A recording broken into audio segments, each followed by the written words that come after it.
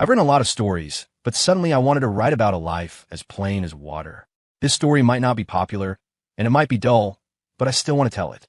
There will be some of the romance you're looking for, but don't get your hopes up. I guess it's something only people who've been through it will understand. Both Grace and I were kids from ordinary families, just regular working people. Our life was like the surface of a calm lake. Ripples would appear now and then, but it would quickly return to stillness. You have to learn to be content with what you have, and because of that, we're both optimists. Of course, that's a perspective on life we only learned after getting knocked around a bit. Maybe some people won't like this story, but I want to say, life isn't always filled with high drama. This is what reality looks like. We're all just normal people, living normal lives. If you learn to find satisfaction in the small things, then every day could be a happy one. We didn't have secrets or barriers between us. There was just the warmth of coming home every night to have dinner together.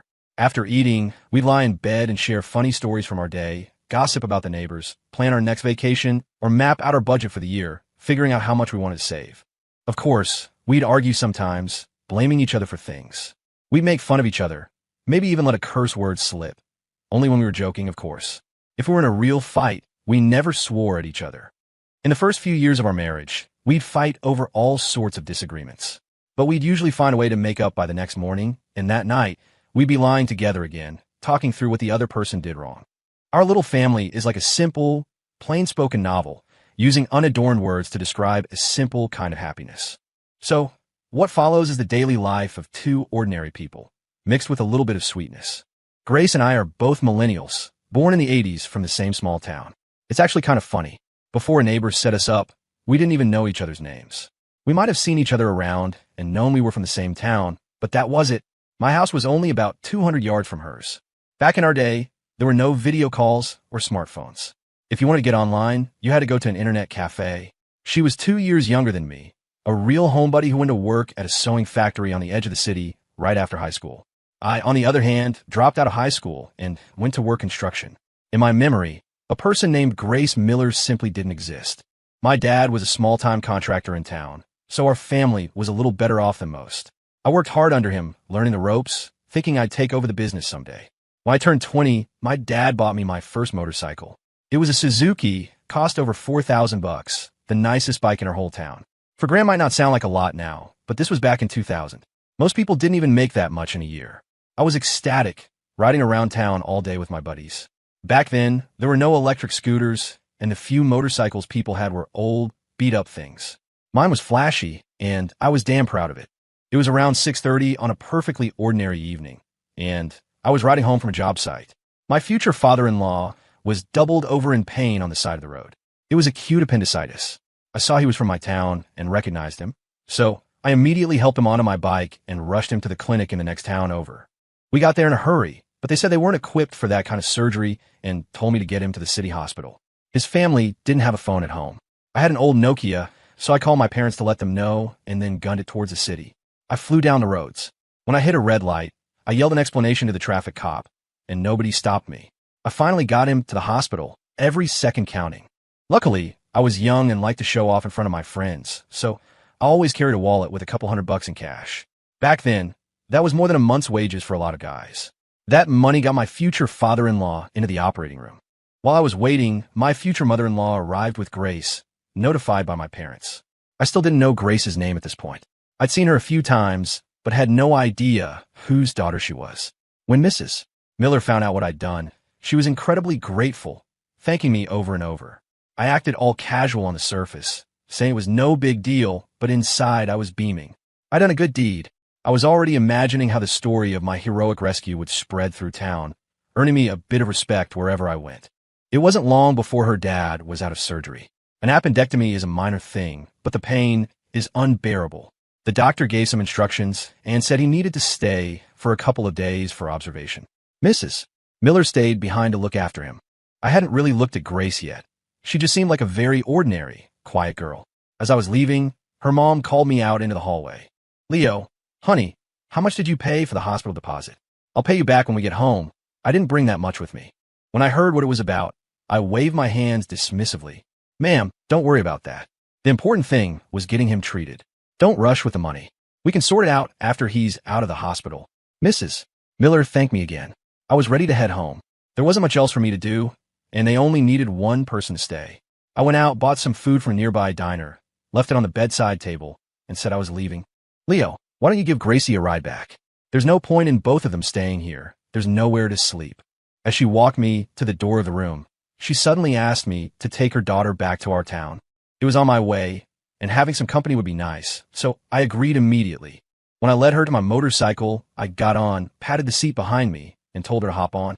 It was only then that I really took a good look at her.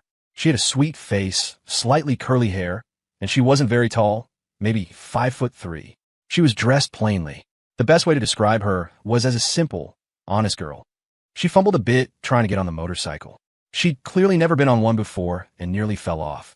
I quickly wrapped an arm around her waist, pulling her back onto the seat just as she was tipping backward. Haha, never ridden a motorcycle before? Be careful. I laughed, trying to ease the girl's embarrassment. She was only 18, her mom had told me. Her face turned bright red. She looked down and mumbled a soft, yeah, looking incredibly shy. Under the dim yellow glow of the streetlights, she suddenly looked almost beautiful. It was late, so I drove slowly on the way back. The rural roads back then were uneven and full of potholes. After I got her home safely, her younger brother was waiting at the gate. He must have just gotten back from work and didn't know what had happened. He saw me bringing his sister home and ran over, looking at me warily. Danny, I recognized him in the headlight's beam. He was one of the kids who worked on my dad's crew. Leo.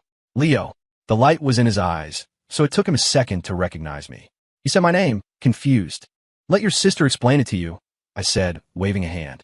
I've got to get home. I have to be at the site early tomorrow. I took off. It had been a long night, and I was exhausted. When I got home, it was no surprise that my mom gave me a stern lecture. Only after I promised it would never happen again did she finally let me go to bed. A week later, Grace's parents came to our house. I got home from work to find my dad sitting at the table with them. As soon as I walked in, they stood up to greet me.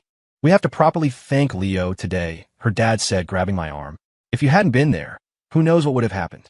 He went on thanking me while I noticed the gifts they'd brought in the corner of the room. On the table next to my dad was $1,500. The hospital bill had been just over $1,400, so they gave me $1,500 even. I tried to refuse, but they insisted, so I took it. The two families had dinner together. As they were leaving, Mr. Miller clapped me on the back and said that once he was fully recovered, we had to have a proper drink together. I smiled and agreed, thinking that was the end of it. Who would have thought that in the dead of winter, when construction had stopped and I was taking a break at home, our next-door neighbor, Mrs. Gable, would come trudging through the heavy snow into our yard. Frank, you home, Frank? Oh, Mary, you're here. I can just tell you, I've got some wonderful news. Mrs. Gable was a notorious gossip, always chattering about something. It drove me nuts. I saw my mom go out to greet her and didn't think much of it. I turned around and went back to my video game.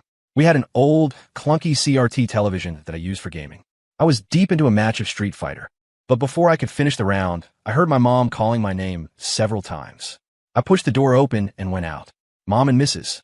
Gable were sitting in the living room, sipping hot tea. When Mrs. Gable saw me, she grinned so wide I could see her gums, her wrinkled face beaming with delight. Leo, oh, I have some wonderful news for you today, she said, putting down her cup and standing up to size me up. She chuckled and sat back down. You're a big lad now. Must be close to 6 feet tall, right? 5'10", without shoes. I answered honestly, completely baffled about what was going on. Well, with shoes on, that's 6 feet. No wonder. You'll be 21 after the new year. It's about time you found yourself a wife. How about you go meet someone with me tomorrow? What? Isn't that a bit early? My face flushed. I was only 20. Was it already time for blind dates? Early? Someone suggested a match for you last year. A young nurse from the town clinic. She was only a temp, but she seemed like a good girl. I thought you were too young, so I didn't push it. Now she's getting married next spring. My mom immediately launched into a long-winded speech, rattling off a list of potential daughter-in-law candidates she'd been keeping an eye on. It's settled then. Tomorrow after lunch, the weather will be warmer. You'll go meet her, and if you two get along, we'll make it official. Mrs. Gable and my mom chattered on for over an hour, finally setting the time for the meeting. After Mrs. Gable left, I curiously asked my mom who the girl I was supposed to meet tomorrow was. Weren't you listening? It's the daughter of Robert Miller, the man you saved the other day, my mom replied without looking up, clearing the teacups from the coffee table. I thought back and vaguely remembered her. I'd even given her a ride home that night. I just didn't know her name. I'd heard her mother call her Gracie, so I figured I'd find out for sure tomorrow. The only tricky thing about being set up with someone from the same small town was that if it didn't work out, things would be awkward whenever you ran into each other. Oh well, I might as well just agree to it. That night, lying in my bed, I silently decided how this would go. That was the one good thing about being from the same town. If both sets of parents knew each other and agreed to the setup, it meant the older generation had already given their blessing. The rest was up to whether the two of us clicked. As long as we didn't dislike each other, the process of getting married would pretty much begin. The next afternoon, I went to Grace's house. Her dad wasn't there, just her and her aunt. Her aunt poured us some tea and then left, leaving the two of us alone in the room. Grace held her cup with both hands, her head down, her small feet in off-brand sneakers fidgeting restlessly. She was wearing new clothes, a yellow knit sweater with a thermal underneath, dark gray jeans, and white sneakers.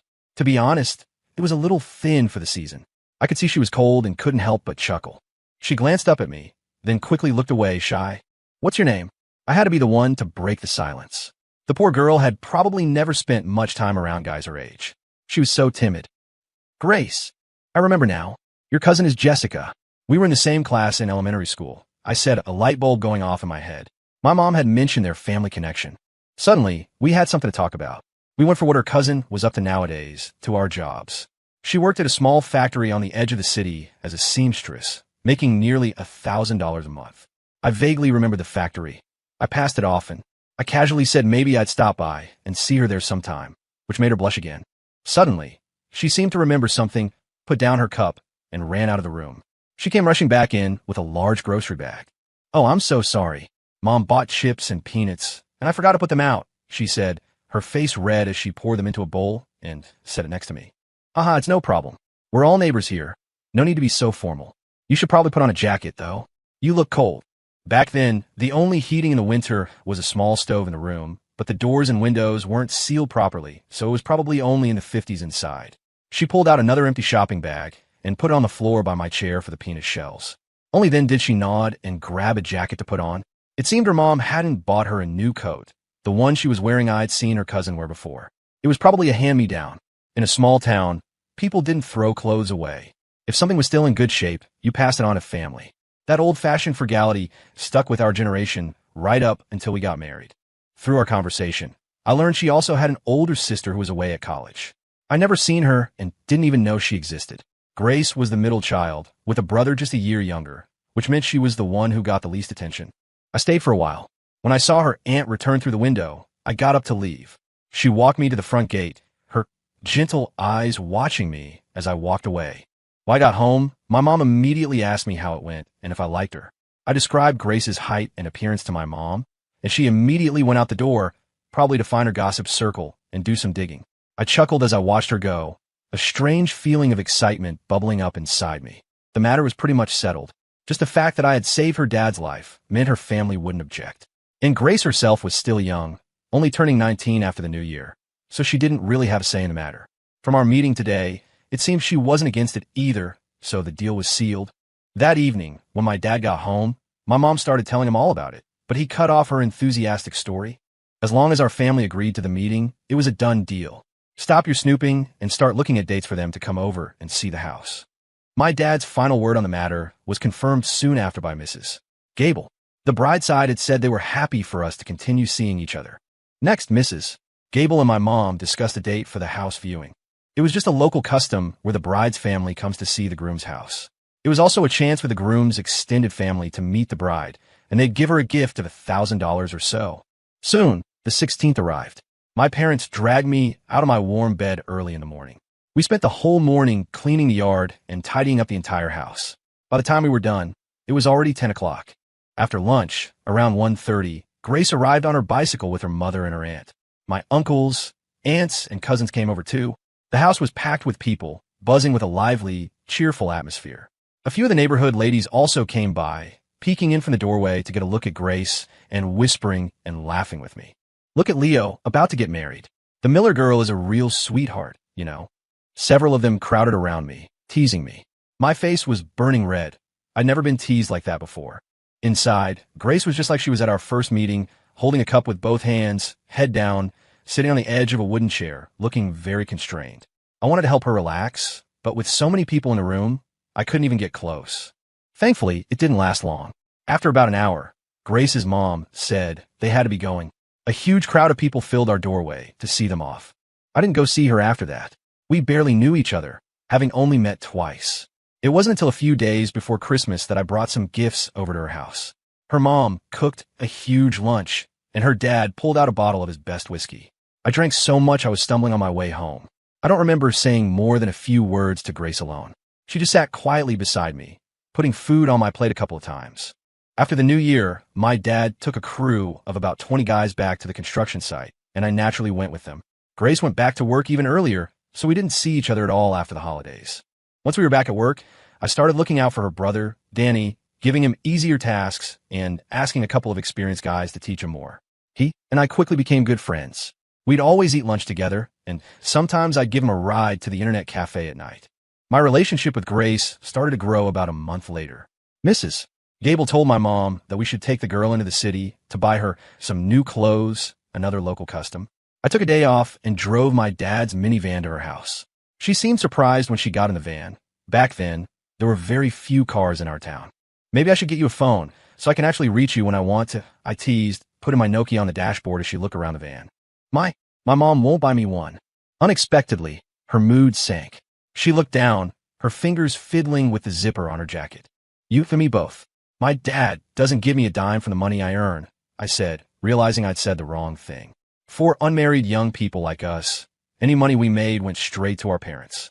I quickly tried to recover by making fun of myself, which seemed to cheer her up a bit. Your family is well off.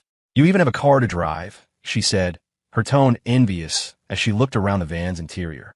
It's all my dad's. Has nothing to do with me. We're both just regular workers. Having finally smoothed things over, Grace slowly started to open up. We got to a budget-friendly department store in the city, and I took her for a walk around. The clothes she was wearing looked a little out of place here. Watching the stylishly dressed people walk by, she stuck close to me, even grabbing the corner of my jacket when the crowds got thick. I brought plenty of money today.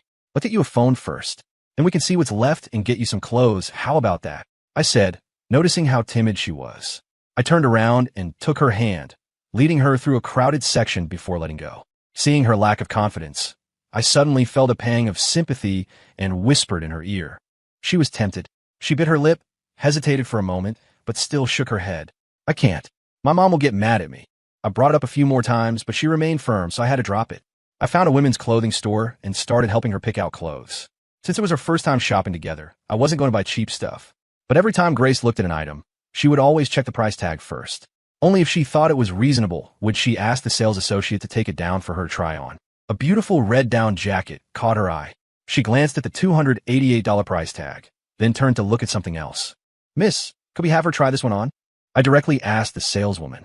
Grace looked at me, about to say something, but in the end, with my insistence, she went to the fitting room. While I waited for her to come out, I haggled with the saleswoman and managed to get the price down to $250. When Grace came out, my eyes lit up. The jacket was perfect for her. It changed her whole aura. She was hesitant, clearly not wanting to buy it. I knew she thought it was too expensive. It was half a month's salary for her. Without saying a word, I just held up the receipt in my hand. Already paid for. She looked at me in surprise, then gave a wry smile. Next, we want to find her a pair of heels.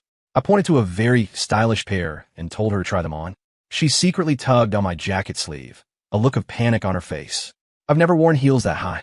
I looked at the shoes regretfully, then instinctively took her hand and led her over to the section with lower heels.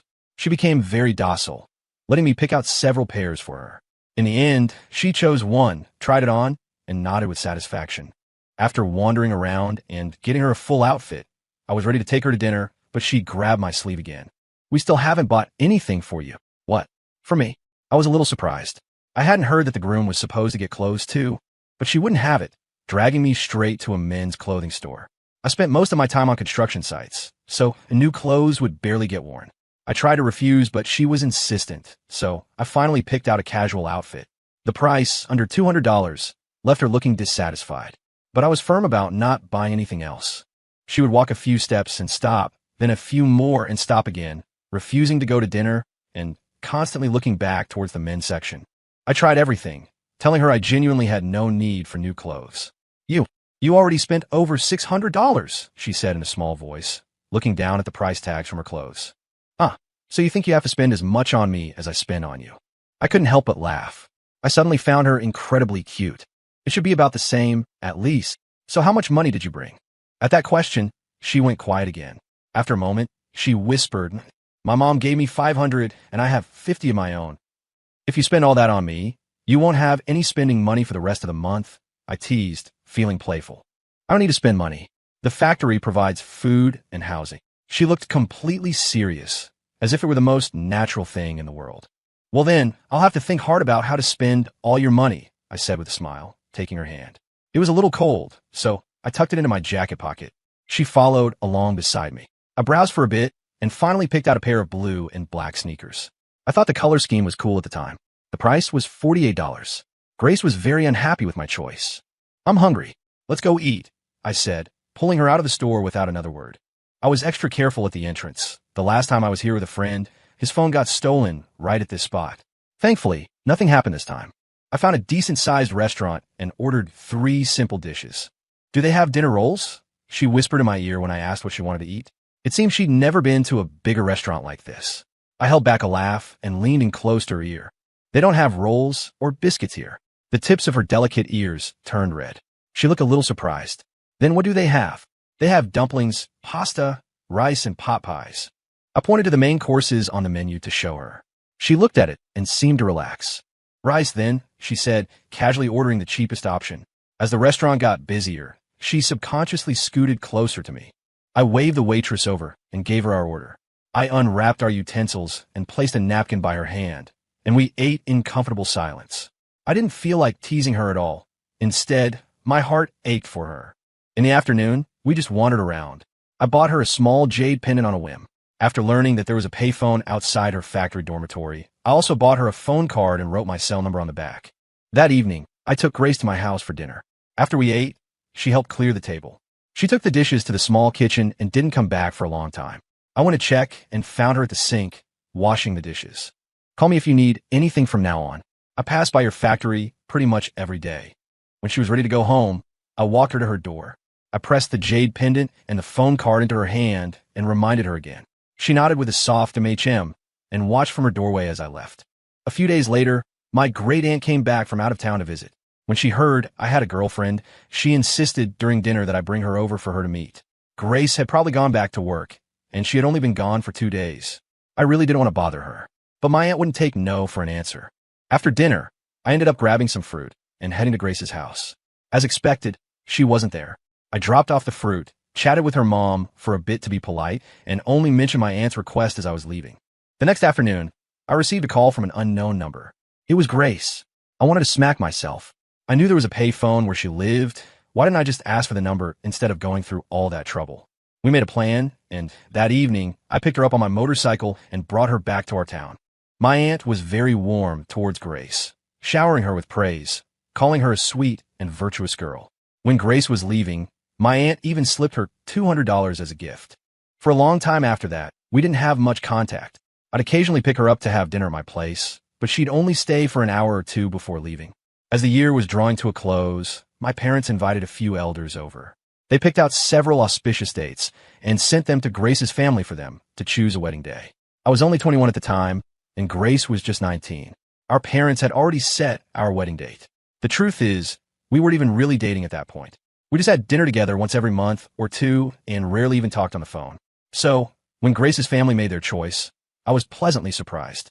They chose December of the following year, giving us a full year. Life passed peacefully, without any major drama. I secretly saved up some money and took Grace to buy 2 new phones, matching flip phones. That's when our relationship really took off. We texted every night and spent hours talking on the phone. I even had to borrow money from friends to add minutes to Grace's phone when she ran out. She came home every weekend. Before, I never knew which day she'd be back, so I never went to see her. Now, she would always let me know, and like I had a radar, I'd be over at her place as soon as she got home. We were so innocent back then. We'd secretly hold hands, and the most we ever did was steal a hug in the shadows of her doorway when I dropped her off. One night, I came home to find my dad had wrapped $5,000 in red paper. He had Mrs. Gable take it to Grace's family. It was our family's gift to help us start our new life. Finally, autumn arrived. A day after my birthday, we went to the county clerk's office and got our marriage license. The woman at the counter looked at my documents and laughed. You young people sure are in a hurry to get married these days. For the occasion, Grace even went and got her hair straightened. Her long hair was naturally a bit wavy, and she didn't think it looked good. A few days later, my childhood friends found out I was officially married and insisted I treat them to drinks. At the bar, they all took turns toasting me, and I ended up drinking nearly a whole bottle of whiskey. In a drunken haze, spurred on by their dares, I stumbled into a barbershop and got my hair dyed blonde. The next morning, I woke up to my mom glaring at me. I sent a picture message to Grace. "I've changed. Do you still want me?" Grace didn't reply. She probably hadn't seen it yet. It wasn't until after 6 that evening that she messaged back. "Can I take it back?" "Nope, we have the license. You're my wife now." That was the first time I had ever called her that, even if it was just in a text message. She called me back, her clear laughter ringing through the phone. "You're just trying to scare me with that washout dye, aren't you?" "No, I drank too much yesterday, and the guys dragged me to do it. The next time I'm home for a day off, let's go out together." Grace didn't sound upset. Her voice was cheerful, which was a huge relief. Luckily, it was a time when a lot of young guys were dyeing their hair blonde, so I didn't stand out too much. After a few days of surprised looks, people got used to my new hair. A few days later, Grace came home. The next morning, she took me to a hair salon. I stood at the entrance, running a hand through my not-so-short hair, and followed her in with a goofy grin.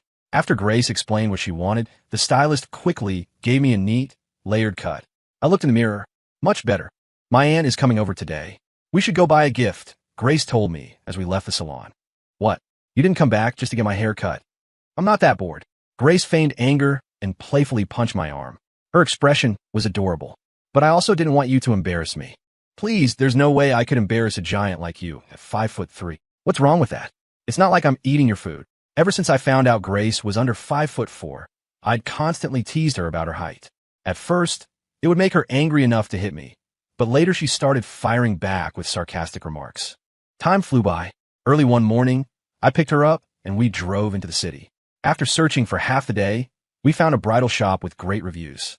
The two of us, complete novices, spent the entire day taking our wedding photos. We mechanically followed the photographer's instructions while the makeup artist applied layer after layer of product to my face. What I remember most vividly is that because of the height difference between Grace and me, I not only had a half squat for the photos, but she also had to stand on a small platform. The camera flash kept going off, capturing our genuine smiles. Every time we changed outfits, the makeup artist would be busy for ages. Grace's hairstyle had to be completely redone each time. For me, it was much simpler. A spritz from a water bottle to wet my hair, a few ruffles with his fingers, and that was it. After the indoor shots, we moved outside, where we were even more stiff. The photographer had to take several extra shots.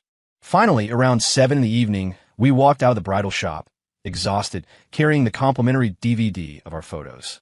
I drove her home. Seeing that her parents weren't around, I immediately flopped onto her bed. "Get up. What if my parents see you?" 10 minutes. Just let me lie down for 10 minutes. "No, get up now. 5 minutes. Can't I even have 5 minutes?" Grace got anxious and started pulling on my arm, trying to get me off her bed. I started acting like a child, refusing to move no matter how much she tugged. In the middle of our struggle, when she wasn't paying attention, I pulled her down into my arms. Her body instantly went rigid, and then she started to struggle. "Just for a second. Just let me hold you for a second," I said, holding her tight while trying to coax her. "You're my wife now." She struggled a few more times and then gave up, resting her head on my chest, letting me hold her quietly. I whispered softly in her ear. Today was the first time I truly felt that Grace and I were a married couple. We hadn't had the wedding yet, but legally, we already were. As the wedding approached, Grace's straightened hair started to get wavy again. She made an appointment for us at a very well-known salon. We were there for over 4 hours while she got her hair done. I was so bored I almost fell asleep in a chair. When it was time to pay, the bill was $188. I gasped. A man's haircut was $8. It was amazing how much money could be made off women. But after her hair was done, Grace looked so much prettier that I felt the money was well spent. By then, the renovations on our house were complete. I had personally supervised and designed it. Grace had also picked out styles she liked, and together, we planned our marital home. My family's property was large, and my dad had built a 6-room house. There were 2 smaller rooms on the side for the kitchen and bathroom. Then, the things from Grace's family started to arrive, bit by bit. All the furniture and appliances for our new home were provided by her parents. My family helped arrange the furniture, hang our wedding photos, and put up small decorations on the walls. The adults were in my parents' room discussing the wedding plans, while the two of us were busy arranging our new space. One day, 2 days, 3 days. After 3 days, we had finally turned our new home into a place we loved. We sat on the sofa, holding each other quietly, looking at the home theater system that cost nearly $2,000. Our hearts were filled with endless satisfaction. Every day was happy and carefree. We'd wake up, and the first thing we'd do was count down the days until our wedding. Anticipation, joy, happiness. Every day was filled with delight. The day before the wedding, we didn't see each other. We were both busy at our own homes, welcoming relatives and friends, and setting up for the ceremony. That night, my friends and I drank until 10, and then a dozen of us played cards until after 3 in the morning. I barely slept a wink. At 5 in the morning, I was up. I put on my suit and tie, held the bouquet, and, surrounded by my groomsmen, set off to pick up my bride. The driver of the lead car kept laughing. It was a 200-yard walk, but we took a long, roundabout route. You guys live too close. Why didn't you just walk over and carry the bride back? Hey, it's all about the ceremony. After handing out cash to get through the gate to Grace's yard, more cash to get through the second door, and still more cash for the third door, I finally saw her. She was in a pure white wedding dress, and under the lights, she was so beautiful it was unreal. I handed her the bouquet I had carefully chosen and placed the platinum diamond ring on her finger. After taking a family photo, I swept her up in my arms and strode out of the yard. We took another long, roundabout route back to my house. The ceremony was officiated by my uncle. We exchanged vows, honored our parents, and sealed it with a kiss. After I took Grace into her new room, her 8 bridesmaids descended on me, dragging me to the convenience store to buy them snacks and sweets. The store owner's face lit up when we walked in because a huge crowd of people had followed us, all hoping to get something for free. It was a happy occasion, so I was generous and made sure everyone got something. A couple cartons of cigarettes took care of my new brother-in-law's friends, and several large bags of snacks satisfied everyone else. Only then was I able to escape. After some good-natured teasing from the bridesmaids and my friends, and after the wedding feast, they all helped clean up our room before they left. That evening, a few of my cousins' wives came over for a bit more fun, and then Grace and I were finally left alone. Ugh, I'm so tired. I didn't sleep at all last night. It was her first night sleeping at my house, but Grace didn't seem to have any trouble adjusting. She lay down and was ready to pass out. Get up, don't sleep yet. Leave me alone. I'm already asleep. Come on, we haven't had our wedding toast. Grace immediately sat up. I took out the 2 glasses I had prepared and poured a little bit of sparkling cider. To my wife, happy wedding day.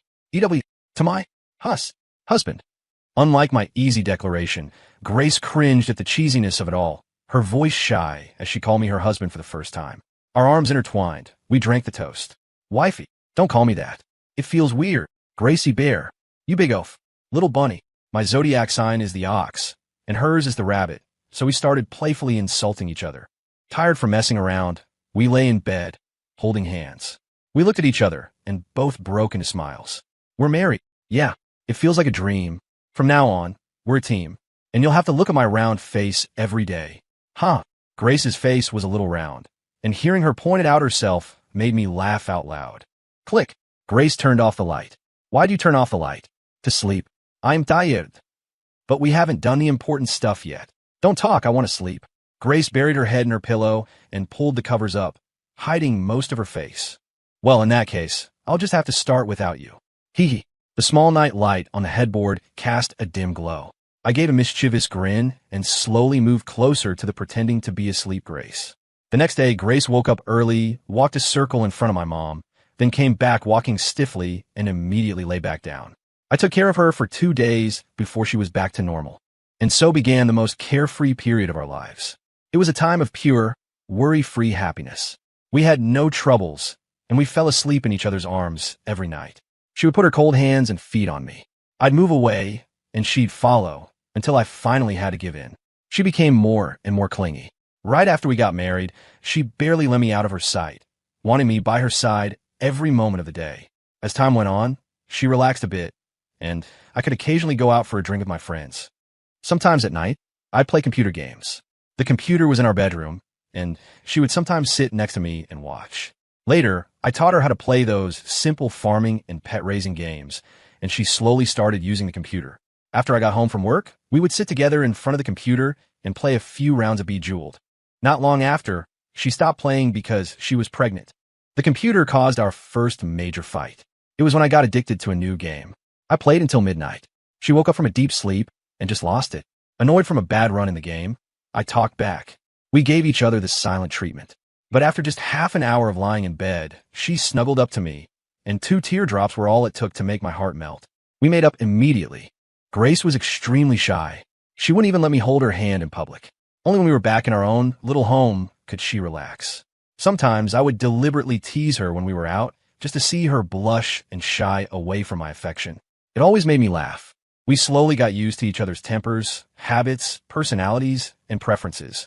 We gradually merged our lives, becoming intertwined. A year later, we had a chubby, adorable daughter, and Grace gained a new way to get my attention. When I was absorbed in my phone or computer, she would sit on my lap holding the baby. If I resisted, she'd hold the baby up for me to see. I was really into gaming at that time, and we argued about it a few times. I gradually cut back on gaming and started spending more time with her and the baby.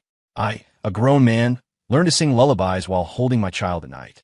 I'd get the baby to sleep before 10, and then the two of us would lie in bed, chatting about trivial things until we drifted off to sleep. If I spent too long playing games on my phone, she would sneak up on me and plop down on top of me with the baby. Super chubby baby squash. The baby would giggle, her chubby little hands and feet flailing all over my face, making it impossible for me to push Grace off. I give. I'll stop playing, I'd say. She hadn't lost all the baby weight yet, and she would literally take my breath away. I'd have to surrender with a laugh. Then we would lie on either side of the bed with our baby in the middle. Watching her excitedly crawl back and forth between us, having the time of her life, filled my heart with pure happiness. Grace's world revolved around me.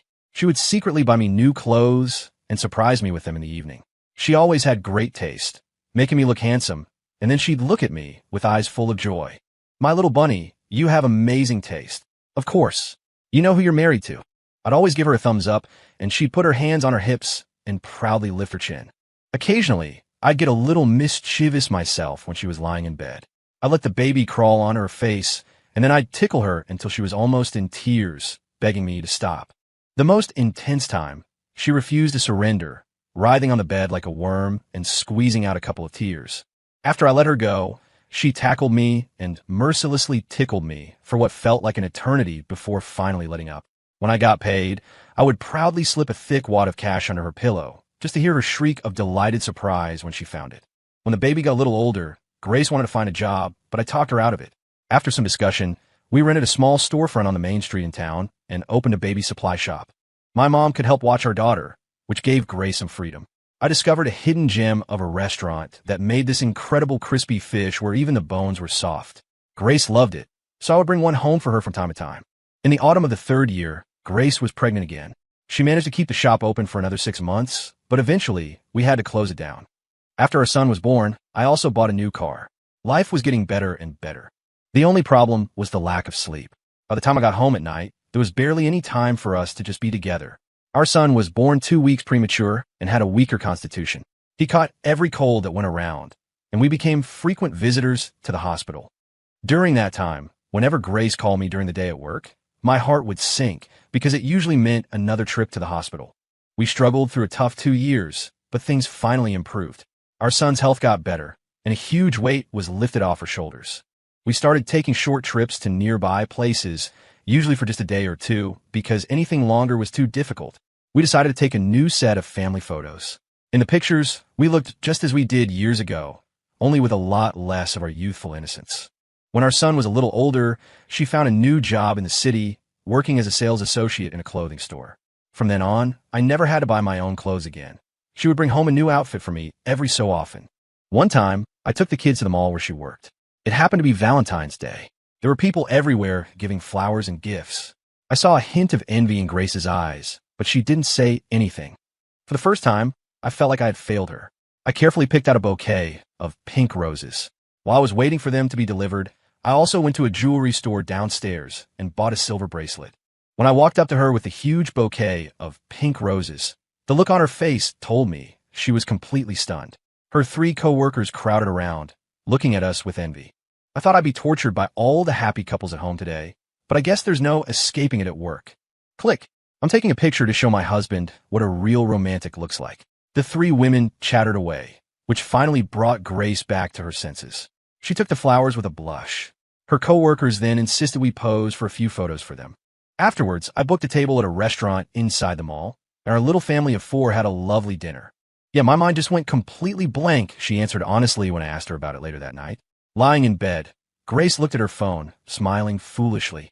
What are you looking at, you goofball? I asked, seeing her grinning like an idiot. I leaned over and saw that she had posted about it on Facebook, and the screen was filled with likes and comments. Honey, thank you, she said, tossing her phone aside and tackling me onto the bed with a happy laugh. I immediately started tickling her, and we tumbled around, wrestling for a while.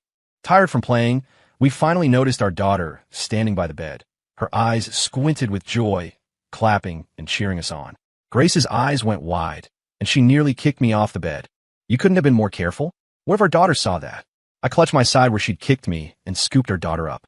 Sweetie, who won just now, Mommy or Daddy? Mommy, you almost fell off, our daughter said, pointing at Grace while her other little hand grabbed my ear. Daddy won. Your mommy can't even get up anymore, but Daddy can still hold you, I said, gesturing for our daughter to look at Grace, who was still lying flat on the bed. Our daughter giggled. Because I had a positive attitude and Grace kept me looking young. One time when I went to the mall to see her, a new co-worker of hers asked, Is it your younger brother? That's my husband. He's 2 years older than me. What? I thought he was a few years younger than you. Grace's face fell. From that day on, she started a meticulous morning and night skincare routine. I would hold back my laughter and call her big sister, which always made her furious. One time we were bickering about it, and I even called her Annie. She immediately shot back with my dear nephew. After that, our nicknames for each other became a chaotic mess. We'd argue endlessly, and it would always end with a physical fight to determine the winner. Even though I always managed to overpower her, she'd be right back at it the next time. One day, I had the day off and was at home with the kids. My mom took our son out to play, and our daughter was in the living room watching cartoons. I'm the best, she shouted, raising her little hands in victory, inspired by the monster being defeated on screen. Who's the best? I asked amused. Me. It's me. Our daughter has always been very competitive, always wanting to be number one. Seeing this, I decided to have some fun with her. Okay, then who's the silliest? I'm the silliest. Who's the dumbest? I'm the dumbest. I almost dropped the phone I was recording with. I held back my laughter and sent the video to Grace. They say daughters take after their fathers. Looks like it's true, she quickly replied. You gave birth to her. You had a part in it too. We debated back and forth via text. I showed the video to my mom, and she couldn't stop laughing. Around the new year, she spent nearly a whole month's salary on a designer outfit for me, but she didn't buy anything for herself. Gaming became a thing of the past. I started thinking about how to make more money every day. All the trendy hobbies I used to have were abandoned. The prayer beads I had been polishing for years were left to collect dust. When our daughter was 6, a colleague gave me a tiny, all-black kitten. It didn't have a single stray hair. It would disappear completely into shadows. It was only a month old, smaller than the palm of my hand. The day I brought it home, both my son and daughter fell in love with it. They would even crowd around its little bed during meals. My father unfortunately had a stroke. Although we caught it early and there weren't any major long-term effects, I made him retire so he could rest at home. The weight of supporting the family now fell on my shoulders. I didn't take over my dad's business. Instead, I opened a small home remodeling company in the city. During this time, it seemed my dad did have some lingering effect from the stroke. He became very irritable and was often critical of Grace, frequently finding fault with her. I did my best to mediate, but Grace was often hurt and upset. Those were stressful days. An idea began to form in my mind, and I started saving money diligently. My life became a cycle. Go to work, come home, sleep, and go back to work. It was a monotonous, simple existence. When I was 32, I bought a small 2-bedroom apartment. We took out a 30-year mortgage, and so began our days of making monthly payments. Life was a bit tighter, but it didn't dampen our spirits. The new place wasn't big, but we were incredibly content. We spent a few thousand on renovations and moved into our little home. No longer living with my parents, the two of us, along with our children, started a new chapter. Life became much more peaceful. But the peace didn't last. Our daughter was fine, a self-motivated student, but our son was always getting into trouble, and his grades were consistently at the bottom of the class. I had to supervise his homework every night after work, and conflicts began to arise in our family. Grace and I were both trying our best to make things work and maintain the status quo. Eventually, we made a decision to send our son to a private school. The tuition was expensive, but we no longer had to worry about his studies. With just the two of us left at home, it suddenly felt like a huge weight had been lifted. Whoever got home from work first would cook dinner, and we'd do the chores together. It felt like we were back in the sweet, early days of our marriage. Every weekend, when the kids were home from school, we would take them back to our old town for 2 days to spend time with their grandparents. My dad stopped finding fault with Grace all the time. He was overjoyed every time we came back. Another winter came, and the new year was approaching. I secretly went to find Grace one afternoon and had her take half a day off. I took her out for a nice dinner, and then we went shopping for clothes for her. Hey, look at the stockings that girl is wearing. They look great, I said, pointedly looking at a girl walking by. Grace heard me and was furious.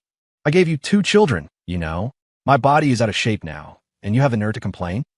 I had recently gotten into fitness because my beer belly was becoming more and more noticeable. 6 months of hard work had made my stomach flat again, and I even had the faint outline of a six-pack. But Grace's body never fully recovered after having our son. She had a little pooch on her belly, a roll of fat when she sat down, which I loved to pinch.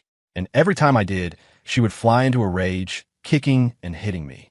Whenever I brought up her figure, she would be angry for a while. This time, since we were out in public, she just grumbled for a bit and let it go. After buying clothes, we went to see a movie.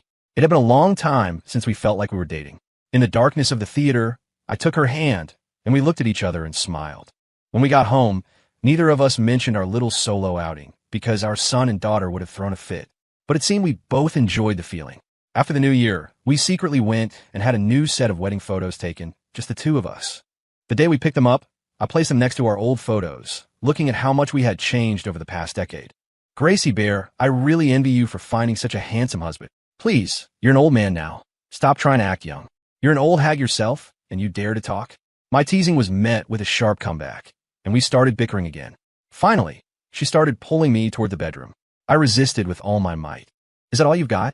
If you can't back it up, don't start with me next time, she said triumphantly, looking at me with disdain.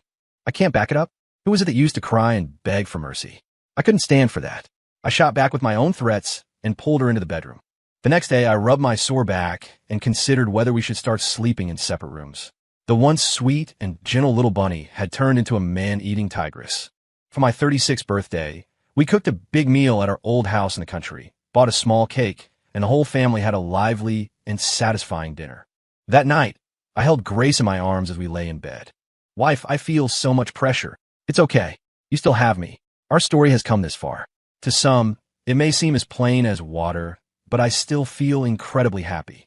Our journey together has been like a straight line, without dramatic waves or unforgettable moments. But after so many years together, the bond of family has become stronger than romance. She has long since become my kin, an inseparable part of my life. We will walk hand in hand through the rest of our quiet lives.